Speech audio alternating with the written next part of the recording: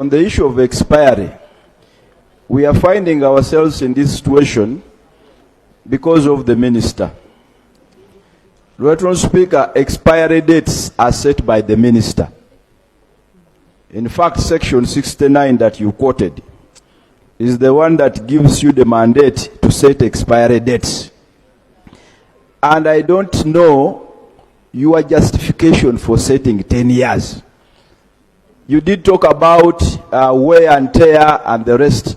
NIRA by nature should be in position to provide continuous registration services without necessarily setting expiry dates.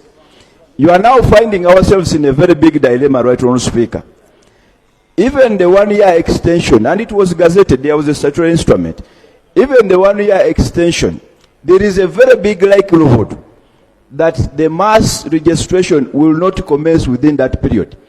And what that means is that the minister will again give another extension.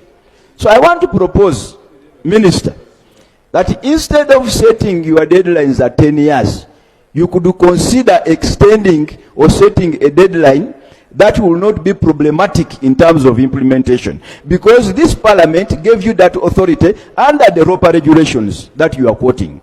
Secondly, right, Honourable Speaker, there is another challenge. You will come to mass registration and the like. A minister issued regulations making it an offense not to register under those regulations. But he didn't put into consideration the fact that sometimes failure to register is on their part. I want to request, right, Honourable Speaker, that this fine of 40,000 that you put in the regulations should be scrapped. Because, as we have seen even with the Electoral Commission, just with the NIRA, sometimes the difficulty comes from your part, your machines become faulty, in some places the human resource is not there.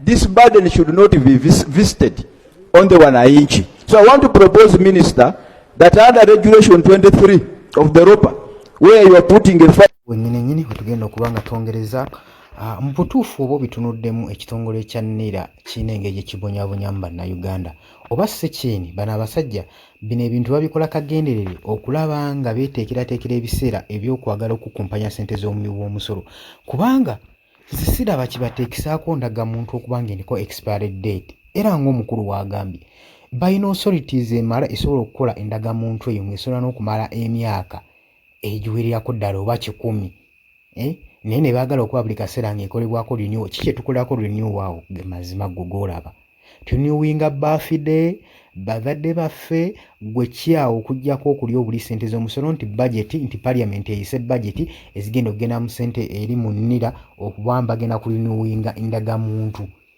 basooke bali ezo bakamale bukamazi. Oli ku Yugi Updates ebikosinza okubanga otuwuliriza webale kwekumira ku mayingo gano gwe mukwano gwange gwagala otweyungako kiri wansi waliwo ekigambo subscribe kikoneko ojja kubanga osobola otweyungako ddala bulungi nnyo. Munansonyi otandikira mu kuyomba baganda bange bali emitala w'amayanja bali mu diaspora mbalamusizzaako nnyo ensonga zigaana ezitabukako wano mu Uganda ng'era wobimanyi mukwano gwange gwali eyampuliriza. Kakati ensonga zirinnye enkandaggo abaka abamu bakaawo mu nsonga eyo tetumanyi wa gye bigenda kuggwera naye olw'okuba nga tugenda mu kaseera akakalubo kati balagala okiteekamu amaanyi.